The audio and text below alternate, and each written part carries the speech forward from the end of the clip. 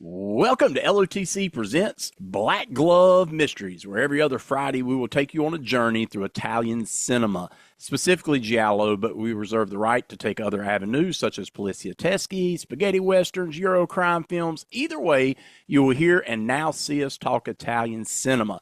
This is episode 450, double 73. I'm your host, Greg Mortis, along with Ian Lapunelli. Irza. What's up, Ian? They will make cemeteries their cathedrals, and the cities will be your tombs. Boom. That's right. Tonight, welcome, by the way. This is Land of the Creeps, once again, episode 450, Black Glove Mysteries. And tonight, Ian and I are going to be covering two Lamberto Bava films. Happy Halloween, by the way, because this is our Halloween episode, technically. And we want to say happy Halloween. And we picked these two films right here, Demons 1 and 2, part 1 and 2. I have this Synapse Blu-ray, which is freaking amazing. We'll talk about all the features and all that a little bit later. But that's what we're covering tonight, Ian, and I'm super excited, dude. Yeah, it was fun to revisit these two films. I hadn't seen them in quite a while, especially two. I hadn't seen that in a number of years, so it was fun to revisit these. And it was your idea to kind of do this for a Halloween themed episode, and I think it's probably the closest thing we could get for a Halloween themed episode in terms of Italian films. So, Yeah. I had thought about it last year. I'm like, are there any Italian films where Halloween is even mentioned? And I couldn't come up with anything. So this idea as something, is the closest thing to it in a way, because these feel at least like, they almost feel like very American horror films, which of course would go along with Halloween. So that makes sense. Plus, it has a little bit, especially Demons 1, of that Night of the Demons, so it kind of hits in that costume era and those different things as well. So it definitely hits, man, for sure. Yeah.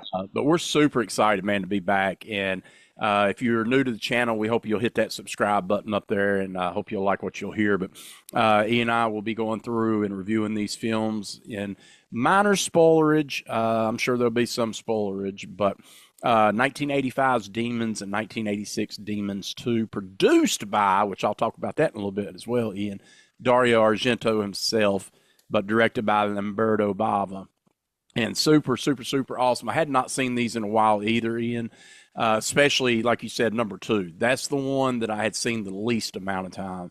And probably a reason behind that too, but we'll talk about that one as well. You know what, though? I will say, I've always found Demons 2 to be inferior, but I used to think it was barely even above average. I will say I liked it a little bit more this viewing. I think it's one of those things where, because it's so similar to the first movie, it's hard to distance it from that. Like, I think if it had just been its own movie, it might be appreciated more. I mean, I think I still don't think it's as good. And we'll talk about the reasons why, but I do think it was a little bit better this viewing, for me at least.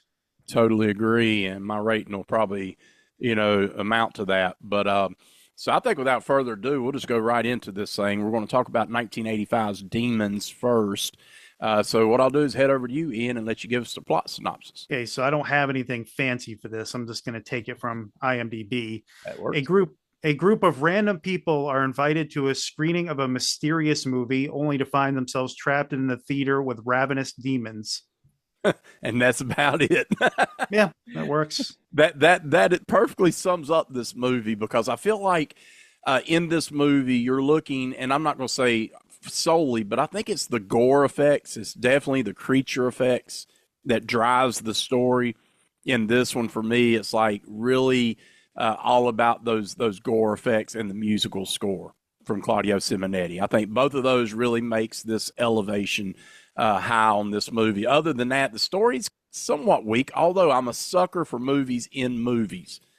And this one plays it so well, man. I mean, Yeah, I was thinking about it while watching. I was like, was Scream 2, the opening of Scream 2, influenced by this at all? Because it almost feels like it, especially with the whole thing where the woman's behind the projector and the screams. It reminds me a lot of the whole Jada Pinkett Smith thing that happens at the beginning of Scream 2, where she goes up in front of the screen as she's dying, and people don't know whether it's serious at first.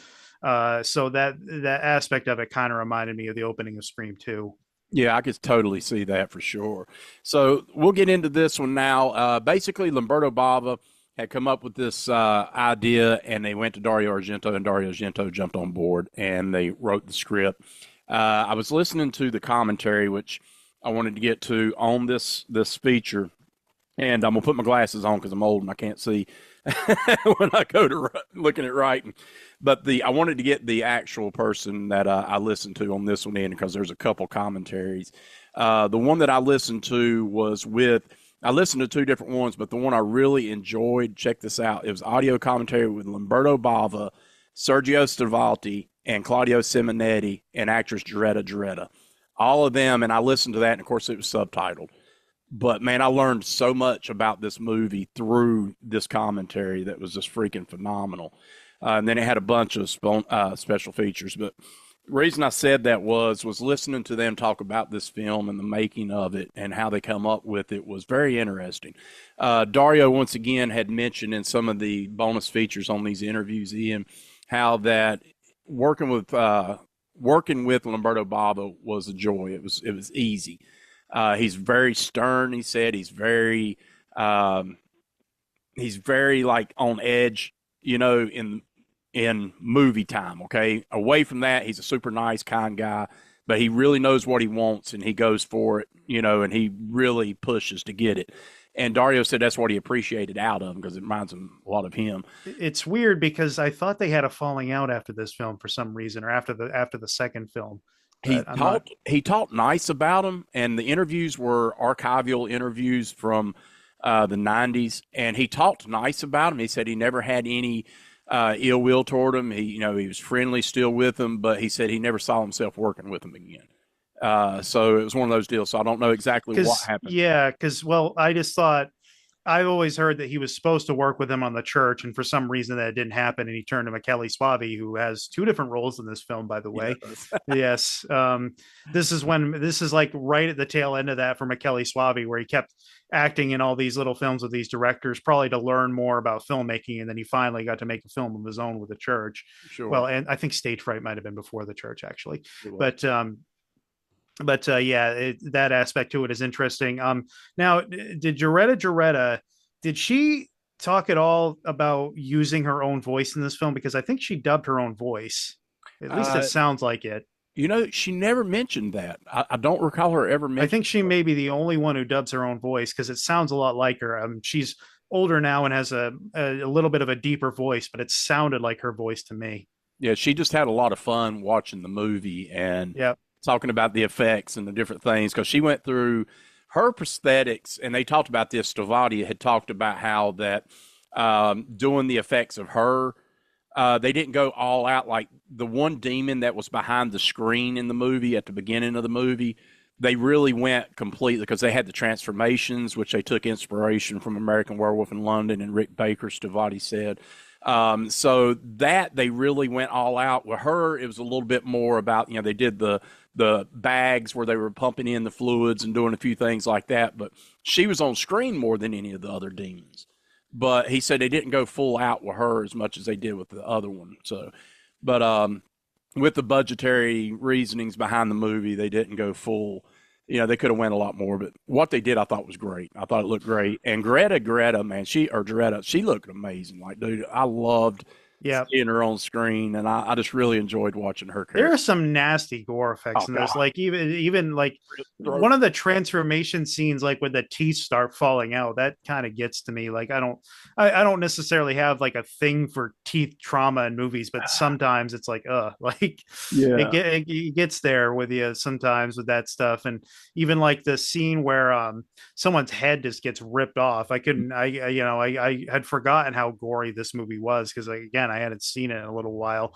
I yeah. think Sergio Stivoletti really is the star of the show for this one. I think he's basically the key for both of these movies, but especially this one.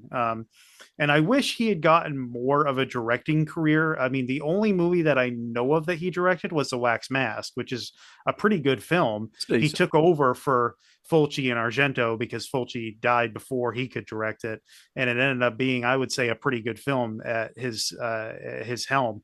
Yeah, But I wish he had gotten more opportunities because I think he could have been a pretty good film director as well as a good special effects artist. And if he, if Carlo Rambaldi and Gianetto de Rossi are sort of the effects masters out of Italy, he's like the next tier. Like if he would be like, someone like Mark Shostrom in America, or John Carl Buechler or Kevin Yeager, just kind of on that next tier of really good effects guys compared to the A-listers like Tom Savini, Rick Baker, or Stan Winston or something like that. I totally agree with you. The other makeup effects artist was Rosario Prestopino. And he had talked about Rosario did a lot of the teeth scenes and stuff like that. Rosario was from a family of dentists, and so he had all the machinery Makes and the sense. molds and stuff. So they used him. Dario said it, or Lamberto said it was a obvious choice, and he really knew how to go to that extreme to make it look realistic, which it does. Not as much in the second one, part two we could talk about, but in the first one, phenomenal way the teeth come out, the rat teeth look, and just really cool, man. But Rosario done a great job, and he was doing a lot of the makeup effects where Stavati was doing a lot of the practicals and the stuff like that. So they worked really hand to hand, and I thought they went well together. They really pulled off a really good job in this one. But in this movie, as we see, we got the two main characters. And I don't even know if you really call them two main characters because there's so many going on in here, right? I think they're the closest thing to the two main characters, George and Cheryl, right? Yes. Yes. So Yeah. George and Cheryl, with Cheryl, we see at the very beginning, she gets off the train and she's walking through the subway or whatever. And that's when we see Michele Suave come up, and he's in the Terminator outfit. That's what I'm going to call it. It just kind of looks Yeah. like a chrome face. And they mentioned in the commentary that that was kind of his character would have been, and this was the Cat Ellinger one, I think it was. They had mentioned that it was almost like he was a doorway to hell, so to speak.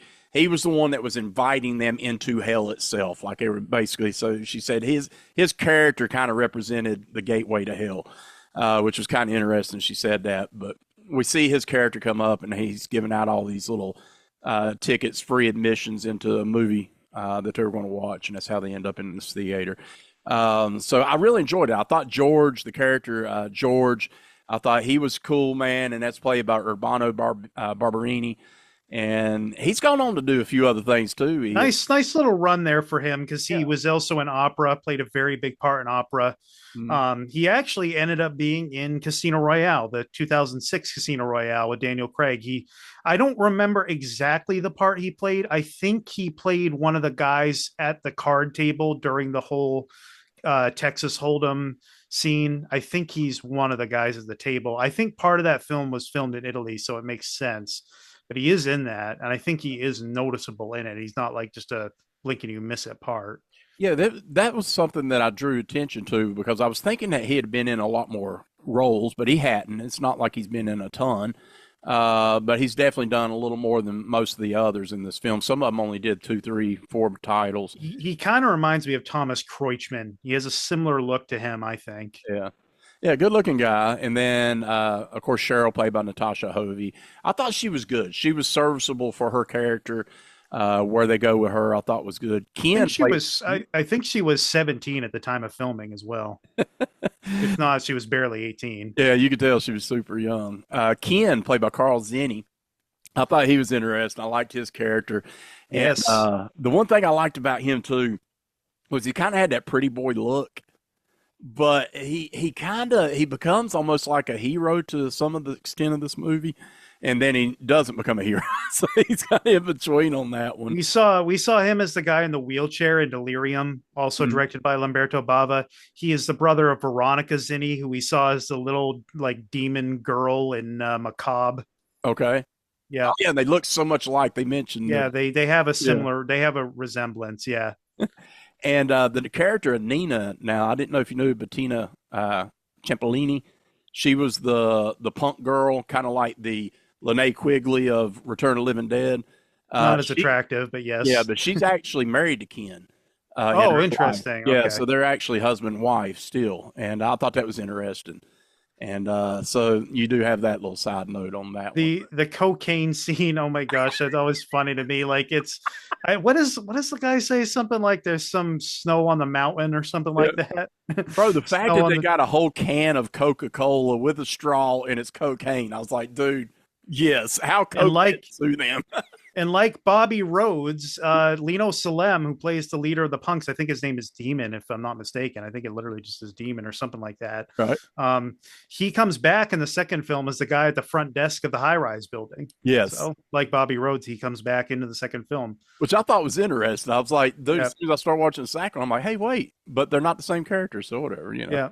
Movie magic, I guess. Bobby Rhodes is like one of the big stars of both of these movies. He, makes the most of his screen time, makes a really good impression. I actually kind of like him more in the second film, truth be told, but I do like him in this one as well. Yeah, As the this one he's pimp. a pimp, and he's you can tell he's kind of a sleazy character, but he ends up, taking over for part of the scenes, which he needed to. Yeah. But yeah, he plays Tony in this one. And But then you got our girl Nicoletta Elmy all grown up. yes, they mentioned that in the bonus features too, Ian, how that we've seen her in so many movies as a child actress, and then we move into this one, and there's a scene where she's in front of the mirror and she's kind of showing her leg and doing all that. So they said it was kind of a growing of age sex type thing, where we're seeing her here and now, we're going to see her kind of sexed up a little bit. I thought that was interesting and everything that they used her in that scene, but very attractive. She plays a cool character in this one. She's kind of the stewardess or the what do you call her? The ticket, not the ticket person, but the person in the theater that kind of guides them and stuff. So Yeah. it's kind of cool that she got her a little bit of time. A really good cast in this one, dude. It's a large cast because you got your regular cast members, but then you got your movie cast members. So you got like two things going on. Right. And you find out early in the movie, there's a scene where they're in the theater, Ian, and it's the motorcycle and the mask, right? And I'm like, somebody's going to be on that motorcycle somewhere in this movie because they kept showing the motorcycle. And so I knew that was coming up somewhere. And they mentioned the mask, how that was Lamberto giving a nod toward his dad, Mario, for Black Sabbath or Black Sunday. So Black Sunday with the whole yeah. blood on the mask thing. Yeah. So that was a nod toward his dad, they said on that one, which I thought was cool. But what did you think of that whole setup? Like we see Jaretta put the mask on. She does a little cut. And, oh, you cut yourself. And she don't think much about it. Well, then they start watching the movie. And in the movie, the same mask, they put it on and the guy cuts his face. And she's like looking at it. She says, oh, it's starting to bleed. It won't quit bleeding. And it goes, and that's when the movie really starts because that's when things start kind of paralleling with movie world and real world, which I thought was very cool, man. I really enjoyed that.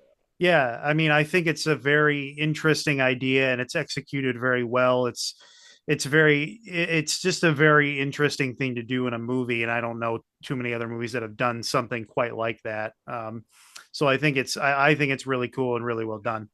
Yeah, because I've seen like there's a movie called Midnight Movie where they had a movie playing inside a movie, popcorn. All these there's movies out there, but I felt like they really paralleled this one well because you're watching it and it's like what's happening on screen is happening in real life and it starts playing out and the effects start taking place in this one. And we got the throat rips, we got the eye gouge scene, which I thought was phenomenal. Yeah. Why the blind man is at the theater watching the movie, I don't know, Ian. Just there's some things they said that was a little comedic thing they put in the movie, to do, but and how his what is it, his assistant or whatever's right there making out. So well, I thought it was like his niece or something. I thought he was like her uncle or something like that. They said in the commentary she was an assistant, like some kind of assistant, but either or, it was still odd. Yeah. I do want to mention the younger couple, Hannah, and I can't remember her boyfriend's name, but Hannah is played by Dario Argento's daughter, Fiore Argento. I love it. Yeah, I can't remember what was his name. I can't even remember his name, but yeah, the young guy. And I like that Fiora was in this one because we also get Asia in part two, so Right. kind of like a whole Argento thing going on. there's very much a fire and ice thing with them. I think like Fiore Argento almost represents the sort of icy blonde girl, and then Asia Argento is the brunette sort of fiery girl. There's just a difference in the way they look that's pretty interesting. I've always found it interesting that they're sisters, they're half sisters, but they both look almost nothing alike. Yeah, they're totally. Yeah.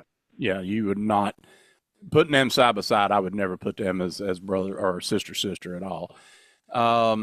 Character wise, Ian, we got a large cast once again, but I think Bobby Rhodes is the star of this film for sure. And I like Jaretta. I thought she was phenomenal. And of course, as we mentioned, Cheryl, played by Natasha Hovey.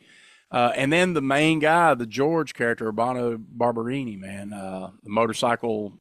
You cannot not talk about the motorcycle scene in this The movie. motorcycle scene is awesome. Yeah, it's good. It's good stunt work, at least to me. Like it looks like they're actually moving pretty fast, and then the whole thing with the sword is great as well. I kind of wish there was a little bit more blood spray of some kind, but what are you going to do? There's so many good effects in this movie.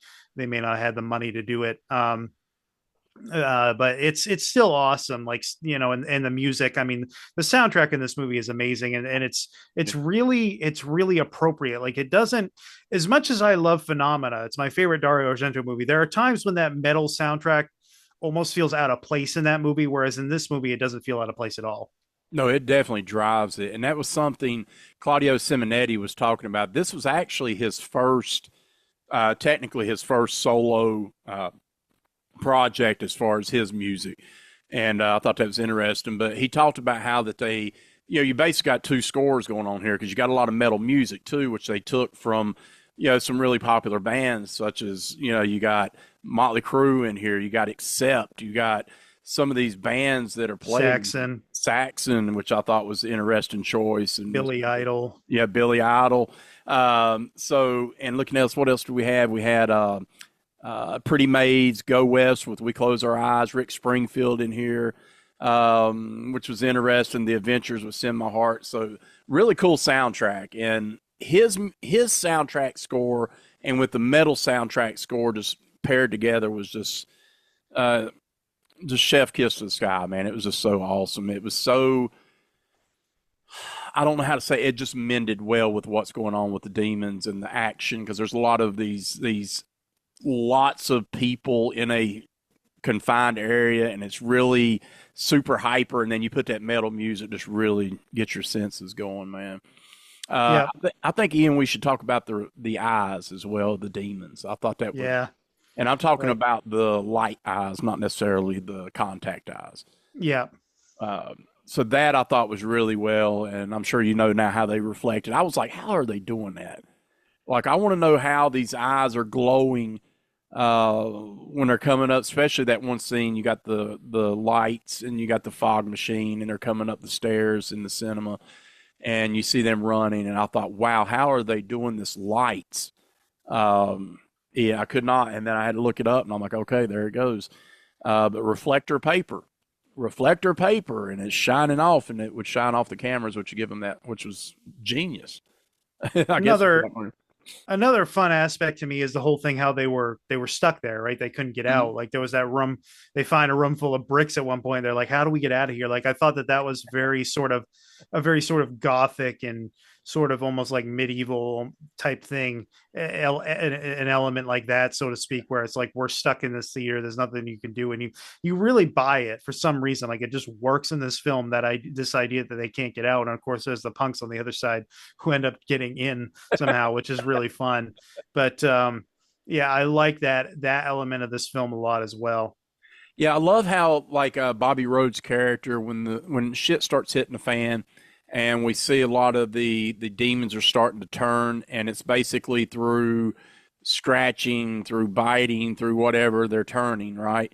And we see how that Bobby Rhodes has them up on the balcony of the theater, of the cinema, and he's like, barricade yourselves in and that. And one of the girls up there is infected, and he knows it immediately. She's been scratched. So he's like, help me throw her over. Like he didn't want her up on there. And they're like, no, she's not. But he knew, right? Somehow he knew that by scratch they would turn. So he's trying to look out after the crew. and they're not wanting to hear it. And then, of course, what happens from there with the guy, eye gouge guy and stuff, man, it's really fun. Yeah. What did you think of the set of this? Now, this was filmed in West Germany, and the cinema inside the theater was actually in Rome, but the outer section of this was in Western Germany. What did you think Yeah. of that?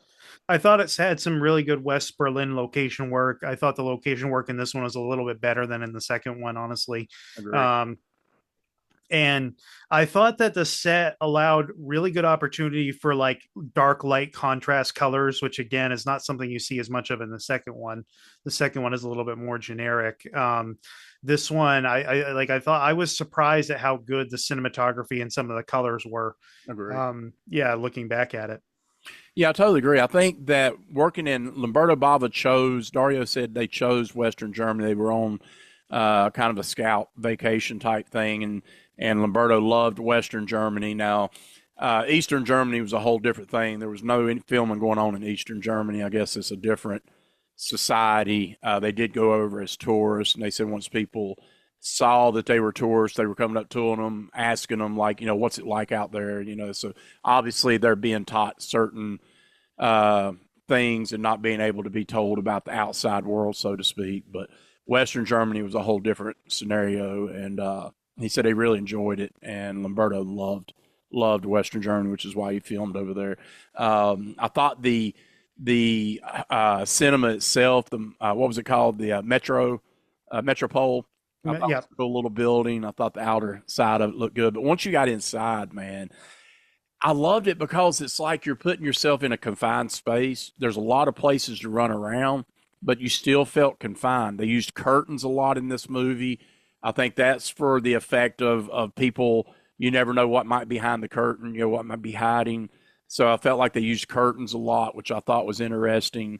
The colors were really cool inside. I thought they did that well. And the cinematography, as you mentioned, and this one was shot by, I cannot pronounce his name right, Gino Lorenzo Badagali. And he had done some other work with, I think, Argento as well. Cinematography looks great. It's freaking great, dude. Phenomenal. I mean, A plus. Yeah, and the music, of course, is phenomenal. But who do we got, Ian, on our All Star? Do we got any All Stars in this one? Yeah, so well, plenty of them. I got to go through. There's a lot of them. So Urbano Barberini, we haven't seen in any other movies yet. We will end up seeing him in one, I'm sure of, eventually on this show. Mm-hmm. I'm looking through. Carl Zinni, we've got Delirium, so he is an all-star for now. He might end up being more than that if we ever do Lamberto Bava's. What's that set from Cauldron Films? Brevito Giallo. Yeah, that we might end up being more than that if we do end up doing that at some point. Mm-hmm. Fiore Argento, we have seen in Trauma and The Card Player, so that makes her a superstar for us. Nice. Might end up seeing her in another film eventually as well. Jaretta, we saw in Murder Rock, so that makes her an all-star. Bobby Rhodes, I actually believe he might be a Hall of Famer. I got to look here because he's in both of these films. That's 2. Endgame, that's 3. And The Last Hunter is 4. Circle of Fear is 5. So Bobby Rhodes, because he's not really a star, I'll just call him Hall of Famer, not necessarily an all-time great. But Fair. I think that's a strong amount from him. And we're not even done with him yet. There's actually a couple other films we'll see him in. So good for Bobby Rhodes. Yeah. Let me see here. Lino Salem, who plays the leader of the punks. We saw him in Delirium. I think he was the photographer in Delirium, or one of those guys. Mm-hmm. We'll see him in more stuff eventually because he's in the Brevito Giallo set, but he's also in that other Cauldron set that has like Fulci's House of Clocks and Lenzi's it was Houses of Doom. Houses of Doom, yeah. He's in Demonia as well, the Lucio Fulci's Demonia. So we'll see him again. Right now, as it stands, he's in both of these films, The Delirium, so he is a superstar. Now, of course, we didn't talk about him yet, but of course, you've got Giovanni Frezza in this movie at the end. So, yes. Yes. And everybody says, who is Giovanni Frezzi? Think of the blonde-haired kid that Yeah. House by the Cemetery, we got to say it. Bobby. we always talked, or at least I have talked about it, and others have talked about, oh, he's like the most annoying character, but that was his. We've determined, Ian, it's not him. It's the Right. dubbing that they gave him. They But gave him a slightly better dubbing voice in this one. it's Not much better, but like, yeah. but Um, he seeing him on screen, and he's at the end of this movie. I instantly perked up. I'm like, oh, it's Bobby. I was waiting we've to hear that seen voice. we've seen him in a Blade in the Dark, so he's an all-star. We'll end up seeing him in more films, of All right. course, as we go along. So I want to look at who do I want to look at? Uh, McKelly Suave, who plays two different roles here. McKelly Suave, I believe, is a Hall of Famer for us at least. We've seen him in out of the movies we have covered so far: Absurd and Endgame, Blast Fighter, and Demons. So yeah, that makes him a Hall of Famer, and we're not even done. Like he has bit parts in so many other movies that we're going to yeah, cover eventually, and we're probably going to have to tackle the movies he directed at some point because I don't believe you and I have covered any of them on our own yet. So we we'll have haven't. to do those Yeah, probably. We'll have to have like a McKelly Suave month at some point. yeah, Um, I like that. trying to think of anybody else. Nicoletti, did you do Nicoletti Elmi yet? Oh, Nicolette Elmy, that would also be a Hall of Famer for sure. I think so, anyways. Bay of Blood, Footprints on the Moon, Who Saw Her Die? Yeah, there you go. There's one particular film from her that we're going to have to end up doing. I think that film is maybe the one we'll save if we ever get Troy Howarth on the show or something. I Yeah. And then I think there was one more. Fabiola Toledo plays Carmen. I can't remember that character, but she's also in A Blade in the Dark. okay. Yeah. Yeah, I don't remember Carmen. She had to be one of the just the women running around, I'm assuming. Yeah. Um, Maybe she was the one with the guy, the husband. Maybe that was her. I'm not sure. yeah, that could Um, be. That could be. It but that would actually, I believe that was her. that Yeah, would make her an all-star. yeah, Yeah. that's cool. All right, Had a so lot for this one. yeah, definitely. Musical score we mentioned by Claudio Simonetti, who, of course, famed from Goblin, the band. But Claudio Simonetti, amazing in this one. The editing's great in this one. The story, we mentioned Dario Argento jumped on board with Lamberto Bava, but also Dardano Sacchetti, who I thought, they done a great job.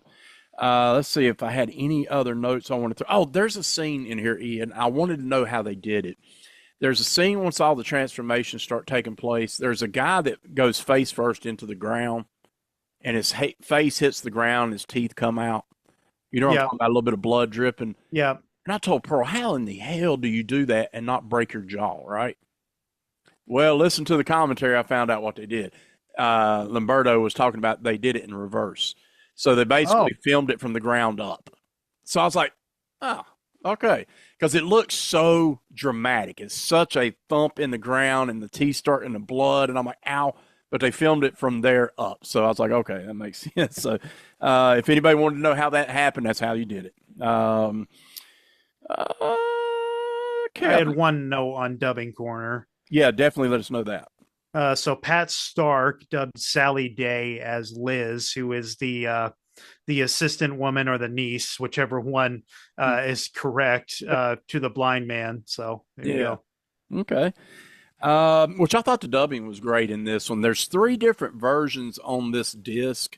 The Synapse, they have the Italian version, you got the international English version, and then you got the English version. Now, from what I've been have read, I did not watch all three the cuts. I listened to the commentary and I watched the Italian, or not the Italian, but the international English version. From what I was reading and the research that I did was what they did is some of the scenes were altered or cut was the eye gouge scene, and there's also another dubbing voice for the punk girl. They had a different voice for her instead of the one that they had in the the one version, the English version. Other than that, most of it is the same. So I don't think there's a ton of differences in each one of these, but I would need to go back and just rewatch all three versions back to back, which I have no problem because I really love this movie. But yeah, so Overall, Ian, man, this is an enjoyable 88 minutes long, man. This would be a great double feature with Night of the Demons, something like that, man. This would play so well back to back with that movie, man. It's so good. Music wise, we mentioned. Anything else you got on this one, Ian, that you want to talk about? Not that I can think of. I think I've gotten to all I wanted to say on this one. Okay. Definitely check out this release once again from Synapse. Definitely get your hands on it. Ian, I was looking at. I'll run through this really quick, and then we'll get to the next one. So the bonus features they have Door into Darkness. All right. So the first producer they had a basically interview with Dario Argento, and it's the first producer Door into Darkness, which is 1973. That's like 27 minutes long, which was really cool. Archival, you got Dario's Demon Days, which was 10 minutes and 30 seconds. And that is Dario doing the interview, and Lamberto, he's talking about him. You got Defining the Music, which is an interview with Claudio Simonetti. And then you got, it's called Splatter Stunt Rock with Ottaviano Dell'Acquaio, who did a lot of the stunts. Yeah, he's there. That he's from that whole family of the Dell'Acqua brothers who did a ton of stunt work. There's like I don't even know how many brothers there are. There's at least five. But yeah, He talked about some really, and then it's 9 minutes and 13 seconds, and he just really goes into talking about the film itself and how he got his start and everything. Nothing groundbreaking, but it's fun. And then they got another interview on here, 15-minute interview with Dario again. So there's a couple Dario interviews on here, as well as the commentary. So I highly recommend that, man. It's so worth it. And you can buy them separate. You don't have to buy it as a two-pack. So that said, let's go ahead and pass around our ratings. Ian, what do you got for Demons Part 1? I think I'm gonna give this a 10. Honestly, I enjoyed it that much revisiting it. It's that fun. Yeah, I'm totally a 10 on this one, without a doubt. There's like nothing I can say negative about this film, man. Everything just works. So 10 and 10 for Ian and I, and get your hands on it, right, Ian? Yep.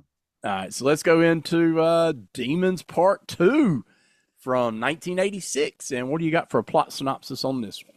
Okay, again, just going to IMDb for this one. A group of tenants and visitors are trapped in a 10-story high-rise apartment building infested with demons who proceed to hunt the dwindling humans down. Very descriptive. Very. I will say this. I should have said this, Ian. Jaretta said in the commentary right toward the end of the movie in Demons 1, she asked Lamberto Bava, would there ever be a sequel to the sequel, or would there ever be a prequel or something like that? And when asked about the prequel, he said, possibly. So who knows? That was in the commentary, and I don't know when that commentary was filmed. That could have been 30 years ago or 20 years ago, and made nothing ever happen. But just saying, it gave me a little hope that maybe a prequel will come out, way down the road. But anyways, all right. So back to this one. So Demons Part 2, Ian. Not as good as the first one. It does kind of hit a few of the same flavors. I felt like because you're still doing a whole movie in a movie type scenario. This one was interesting because everybody in this movie, and when I say everybody, they panned to like 4 different scenarios or 5 different. Everybody has the same Right. playing. There's right, but they go to the couple that's going to have the baby. They go to the guy who's with the prostitute. There's a little boy. There's Ozzy Argento's family. Mhm. I'm trying to think of who else, but those are the ones that Party. I can think of. Yeah, the Oh, people the at party, yeah. party. Yes. So the party. That's the other one. With what's her name, Sally. Sally's birthday. So you got that. Then you got the people. Then you do have an outside force again as well. Not as cool as the punks, but you do have another outside force again. And you have one guy who goes to wait outside before anything even happens. The guy with the glasses. So that The I one that found ruined the party by inviting right. Jacob. Yeah. So you've got those elements. I mean, I think here is what is a downgrade in this movie to me, like everything that is a downgrade. I think even though the high rise setting is fine, it doesn't provide as good of a way for the cinematography or the color contrast as the first one did. It's just not quite as unique of a setting. It's not bad, No. but it's just, I don't think it's quite as good. The soundtrack isn't quite as good either. You got some good stuff here, but not quite as good. You got the Smiths. What is it? Panic on the Streets of London that plays at one point. The Cult's Yeah. Rain, which is an amazing song, but just not quite as good of a variety for the soundtrack. And to me, I didn't think the characters were quite as interesting in the first one, save for Bobby Rhodes. I think he's a little bit better and more interesting in this one than he is even in the first one. Great. But everybody else, I don't think is quite as interesting or as memorable as in the first one. Not that the characters in the first one were amazing by any means. I just think they stood out a little bit more, and I was able to memorize their names and stuff and identify them a little bit more than I did in this one. And then the special effects gore effects work is not quite as plentiful in this one as it was in the first one. Specifically, that scene at the end where the demons are sort of taking things over in the garage. There's not a whole lot of blood or anything. It just kind of is people getting, it just kind of seems like it's just people grappling with the demons. There's not a whole lot else going on for the most part in those scenes. So it's not quite as good in that regard either. But like I said in the opening, I still think this would be looked at as a fairly good film if it were a film on its own and not necessarily a sequel to the first one. I totally agree with you. And I think one thing, you do have Rosario Prestopino coming back with some of the effects and that, but you got Giacinto Bredi and Barbara Morissetti. And I think this one definitely hurt not having Stavati a part of, for sure.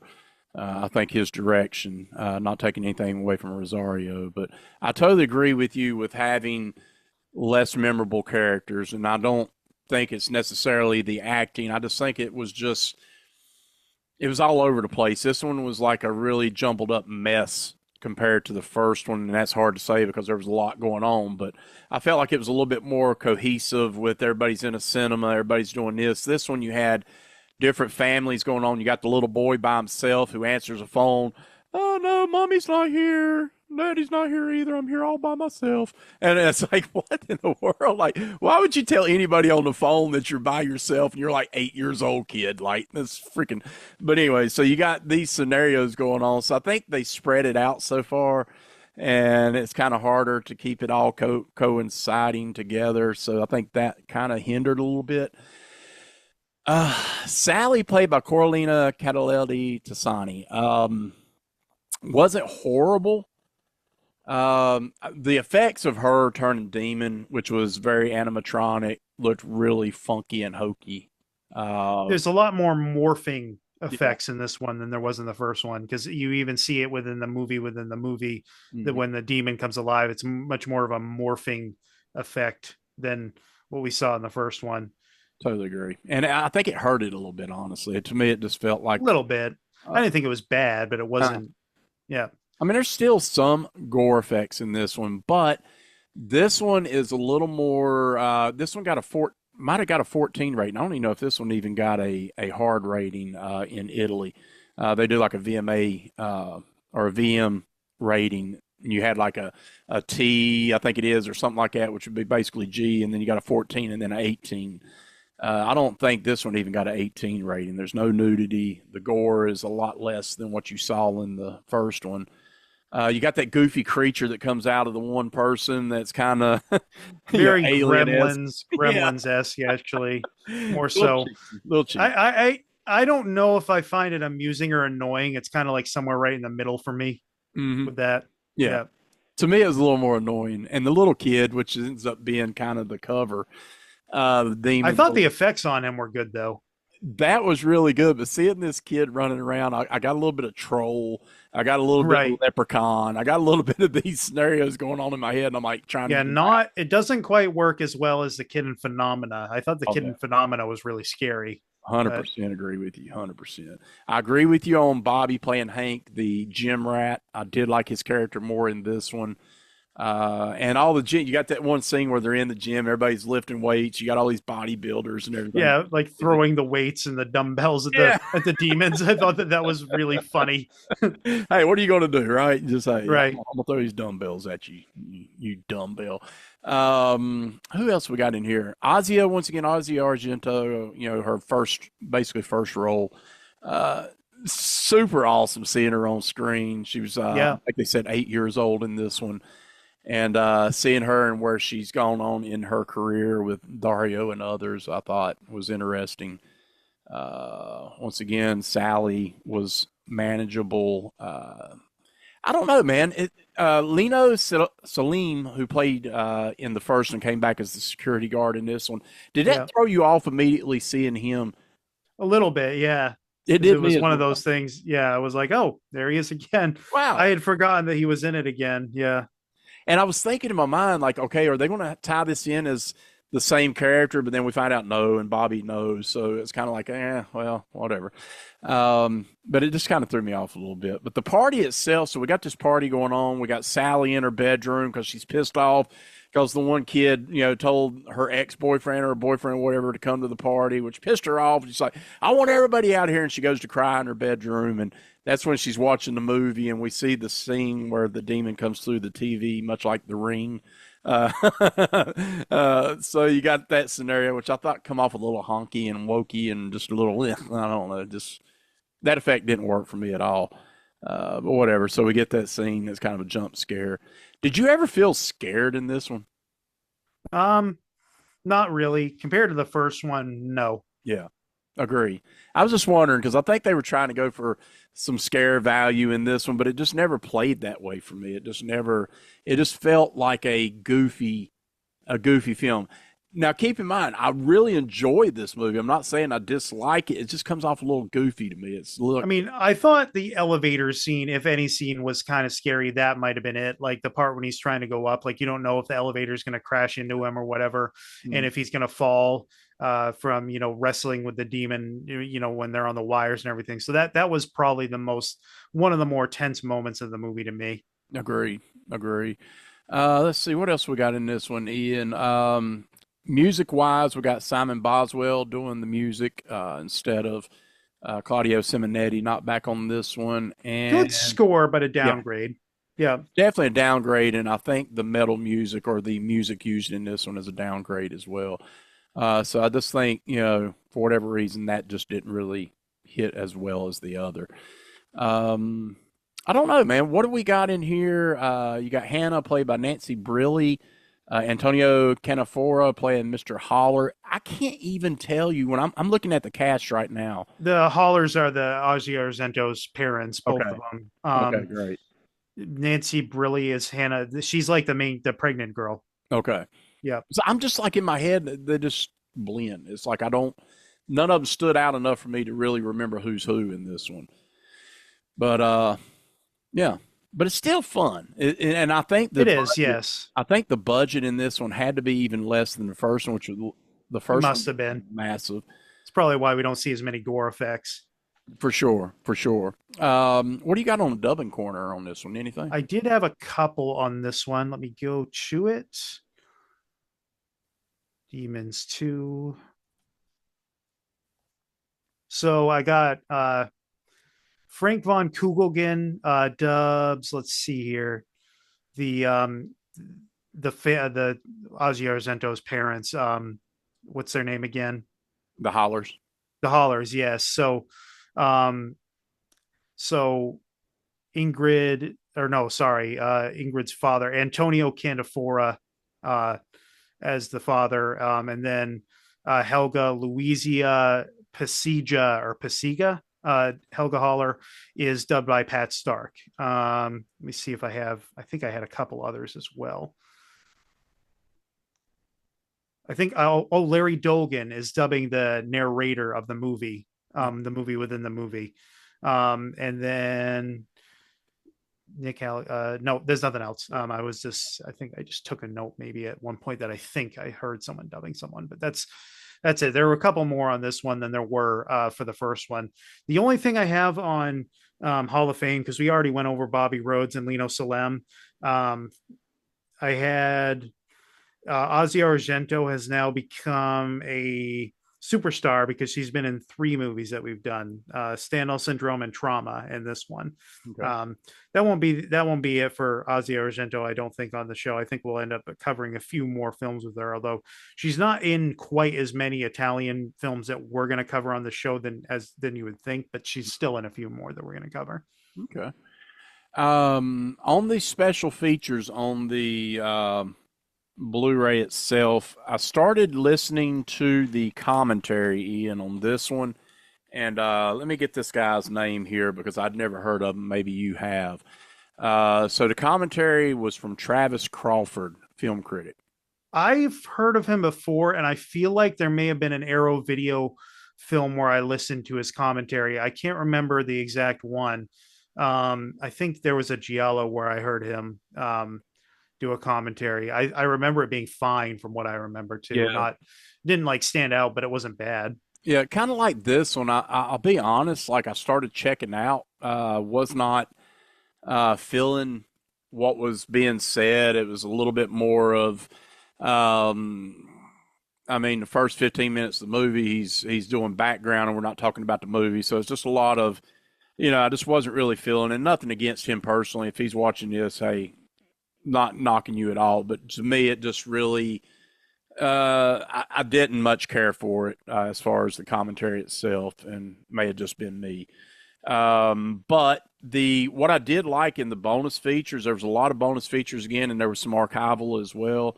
But Creating Creature Carnage, which is an interview with Sergio Stilvati, I thought was really good.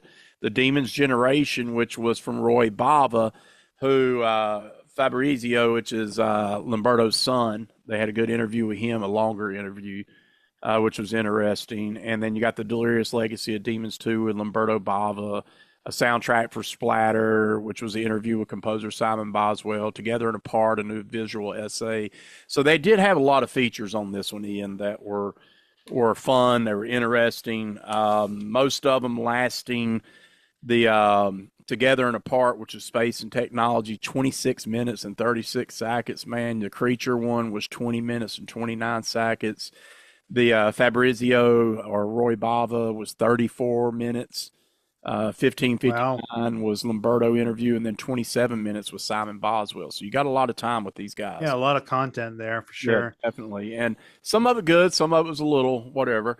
Dario mentioned it wasn't as easy working on the script with this one as it was, or the screenplay as it was the first one. This one was a chore, not as easy to get along, and it plays that way. And this one definitely, for whatever reason, and they filmed this one. Dario knew immediately, or Lamberto knew that there was going to be a second one fairly quickly, and they started going into production on this one pretty close. Would you have liked to seen a third one? There was mention of a third one of this, which they said the church technically might be the Right. trilogy ending of this one. Well, what I would have liked to see is like a post-apocalyptic film from the first one in a way where Urbano Barberini like reprises his role, and it's like a world, him trying to survive in that world of demons. And heck, you could Yeah, have brought Giovanni Frezza back too, but sure. that would have been fun. That's more what I would have liked to see if there was another movie Mhm. at that time. Yeah, because they mentioned, like I said, Dretta mentioned the prequel, but I don't know how you do a prequel to this because unless you really go back and say, when they first found the book in Nostradamus's tomb or whatever, and they found the demon mask or whatever, maybe you can go back to that. But would you not be talking about Black Sunday then? I don't know. I mean, uh, is I what it will is. say this kind of reminds me a little bit. I don't think it's quite as good of a film in comparison. It kind of reminds me a little bit of what 28 Weeks Later did with 28 Days Later, a little bit as a sequel, Okay. just because it's set in the same world, like however many months after or something like that. Like they say, they at least, well, the movie within the movie at least implies that the whole demon thing happened. So Yeah. I'm not sure what's real and what isn't, but it kind of reminded me of what 28 Weeks Later did in a way. Yeah. Okay. So yeah, prequel, I don't know that I really need. Trilogy, I guess, like I said, loosely you can call Mikel Suave's Church Part 3 of this one if you want to. Anything else you got on this one before we wrap it up? I just think I think high rise horror films in general can be pretty good, and this one's fine. Hmm. I think my absolute favorite would probably be Evil Dead Rise, um, in terms of high rise apartment horror movies. Poltergeist 3 is another good one. Shivers is a good one. So you do have like a nice little subgenre there that this falls into. Yeah, I never even thought about that. I know Pearl, you're a fan of that one for sure. The Poltergeist 3. And what is the other one? Wasn't there like the I think it was a little more. I don't want to call it goosebumpy, but what was the what's the guy from Police Academy? Steve Guttenberg. What was that, like the Tower of Evil or something? I think there was one of those movies like Maybe I'm not that. necessarily familiar Hear that? myself. I just the ones that I were thinking of were the ones I said. And Yeah. Evil Dead Rise might be more just straight up apartment, but it seems close enough to a high rise because there's that whole showdown in the garage. I think at the end of the movie. So Which was interesting for sure. yeah, All right, so I think with this one, once again, yeah, Simon Boswell and produced by Dario Argento. And they mentioned that as well. I wanted to throw that out there that they brought Mario in, and his name being a little more the reason he is kind of out there because he was a little more popular at the time, right? His would have been the name, and that's where your money's going to come from, is having Dario Argento on it. But if you notice, all of Dario Argento's films, most of them, instead of having, they had talked about this, how that most of the time you would have your lead star's name up on the lights, whether it's George Kennedy or whoever, right? You would Humphrey Bogart, but no, he said most of the time it was Dario Argento, and it wasn't even Dario Argento presents. It's Dario Argento opera. There's all these things, so it's like Dario, a little bit of the Alfred Hitchcock syndrome, a little bit of that, and he did like to his hands are in most of his movies, and whatever. So little ego there, but whatever. I love him. He's still my favorite Italian director, so I give it to him. third favorite for me, but Which one? He's what? third favorite for me, although second favorite when it comes to horror. So Okay, so Lucio Fulci. Lucio Fulci would be my second favorite in general. Sergio Leone would be my favorite. Sergio Leone. There you go. All right, so let's pass our ratings around on this. And where do you come in for part two? I'm gonna give it a 7.5. I was kind of like debating on 7.5, 8. I think I'll go with a straight up 7.5 because if I had to rate this as like a pro film critic, it would be like a 3 out of 4. So okay. Yeah, I put it on Letterboxd. I actually gave it a 4, so I'm going with 8 on this one. Still, like I said, I may have talked bad a little bit about some of it, but it's still enjoyable enough. I could watch it. But would I watch this one as much as I have? Number one, absolutely not. No way. Number one is just a classic, dude. If you've not seen it, please, please, please check out the first one. So my Lamberto Bava collection is growing, Ian. I'm having a lot of fun. I've picked up some other films recently with Lamberto Bava. My recent, if you go to right here in the YouTube channel, my last Blu-ray DVD 4K update, October, picked up a couple new titles. So Lamberto Bava, which was The Body Puzzle, Ian, and then I got The Delirium and A Blade in the Dark recently in a trade-in. So my Lambertos are growing. I'm fucking A. All right, so let's go to, we got a voicemail here, Ian. And I think we'll go to this voicemail, and then we'll come right back. Let's listen to Luke. Hey guys, Luke Irza calling with some thoughts on the movie Demons. I was lucky enough, to watch the movie with Ian. So from the beginning, I enjoyed the movie, and I enjoyed how people in the theater who were watching a movie or a horror movie, and they were kind of living horror as well. So it was kind of like you're watching a horror movie called Demons. So it was kind of fun that way. And I really enjoyed how it kind of paralleled, the movie, things happening in the movie and things happening in the theater. I thought that concept was really neat. A couple other observations. They kept showing the samurai sword a few times, and I think I commented to Ian when they finally used it. I was like, hey, they keep showing this sword and the motorcycle, the dirt bike. I was kind of waiting for somebody to grab that sword and start putting some hurt on the demons. And then lastly, I did not see the twist at the end with Cheryl turning into a demon. I kind of thought it was going pretty well. They got in that Jeep and things, and it just seemed like, well, they're kind of trucking right along. it didn't occur to me. Maybe I thought the guy. I didn't really think about the girl, but it makes sense that she, being kind of the main player right from the beginning. So those are some thoughts about it. I really enjoyed it. Hope you guys have a good radio show or podcast, excuse me. And I'll talk with you guys soon. Thanks. Great call. Awesome. Yeah. How was it sitting there with your dad watching this one? It was fun. This one, it ended up being a little bit more like violent and gory than I remembered, although he didn't really seem to have a problem with that. So it was pretty fun. There were a few things that I pointed out to him along the way, little things I knew. So yeah, it was pretty fun to watch it with him for sure.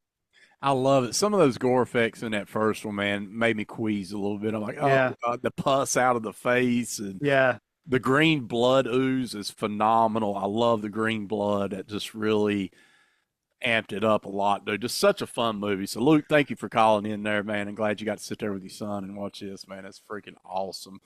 I did want to bring one other thing up. So you reviewed both of these with Chantel and Dr. Dirty back on August 30th, 2016.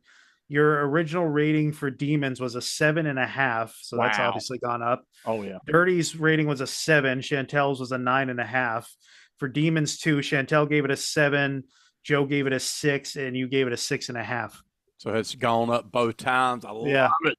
Yeah, Demons has, and I've seen it. And when was that? Do you remember what year it was? 2016. So 2016. Yeah, I've probably seen this movie a good 3 or 4 times since then, at least. Yeah. At least. And I have really, man, a 10, dude. I'm telling you, I've grown to love this movie so much. It is a freaking classic. So, yeah. So, cool, man. Glad you looked that up, too, because I got to go back, and we're going to try to get Joe on here, which is Dr. Dirty, Dr. Butcher back in the day. We're in talks, and we're going to have him pop on here with us on the episode. Awesome. In the future. So that'd be cool. Have all 3 of us on here talking some Italian cinema. Yeah. And I can't wait. Can't wait for you to meet him, Ian. So with that said, that is the episode as we're talking. Next episode, Ian, what are we going to be covering? Hello? One of us just froze. I don't know which one of one of us it was. Sorry about that. Can you hear me now? Yes. All right. So next episode coming up, what are we going to be covering, brother? So we've got Sister of Ursula. This ends Forgotten Gialli Volume 4. Yes. So let me pull that on as well. There we go. Oh, I should have done that already. There we go. So, yeah, the Sisters of Ursula, as Ian showed there. Bam.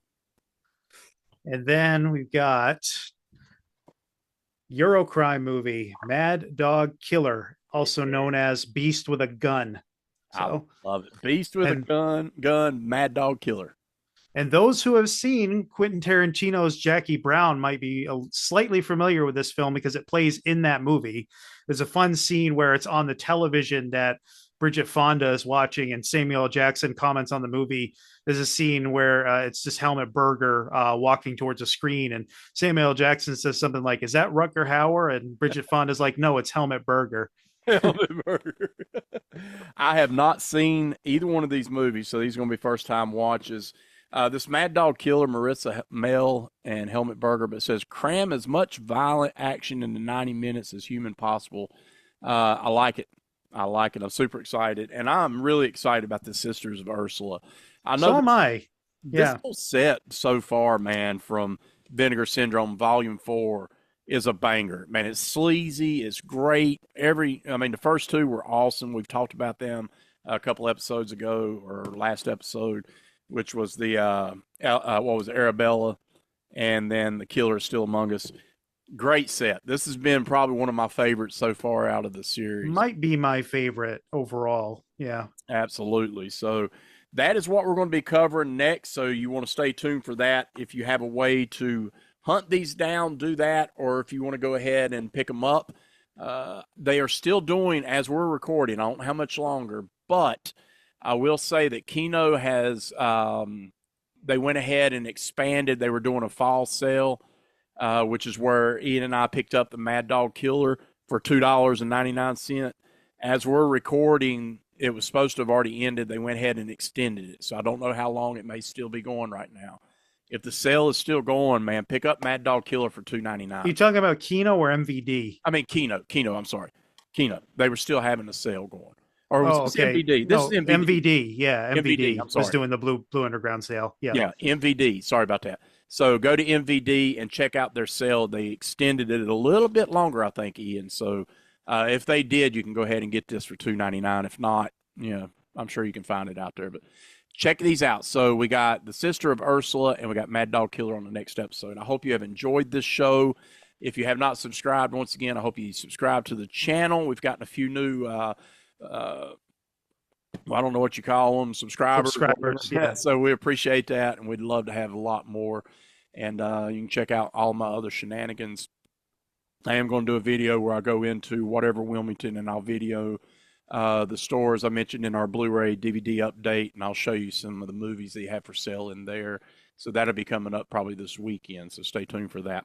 So with that said, Ian, what you got in closing, my friend? So I will be on the WTM Watch This Movie show for their Stranger Danger coverage of When a Stranger Calls.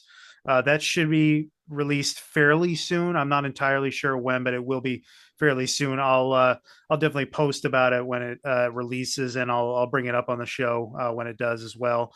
You can find me on Twitter, Blue Sky, or Twitter or X, Blue Sky, and Instagram at Irzanomics. And then you can find me on Facebook or Letterboxd if you type in my name. Sweet. Definitely check these out. I will say that you can follow us at landofthecreeps.blogspot.com, which is where the site, if you go to it, you'll just see our episodes there. You can click on them and click on the show notes, and you'll get all our show notes over there. So you'll know our YouTube channels, all that other stuff, which clearly you're watching this on YouTube. You don't need that, but our Facebooks and all that. You can find all our links there. If you listen to audio podcasts, you can listen to this along with Mortis Vision with the Mortises. You can listen to that over there as well as our regular Land of the Creeps podcast released every other Tuesday. So all these shows you can find over on any audio podcast platform. We would love for you to go listen to that as well. Follow us over at Facebook, Instagram, and all them other spots. We're going to get out of here. If you're listening to this on the audio form, you're going to hear Mortis Vision with the Mortises next. Pearl and I are going to be going into a series called Night Visions with Henry Rollins. So we'll review a few of those over there. So stay tuned for that. So we're going to get off here. And as we always like to say, Ian, get your jolly on. We'll see you on the flip side. Peace.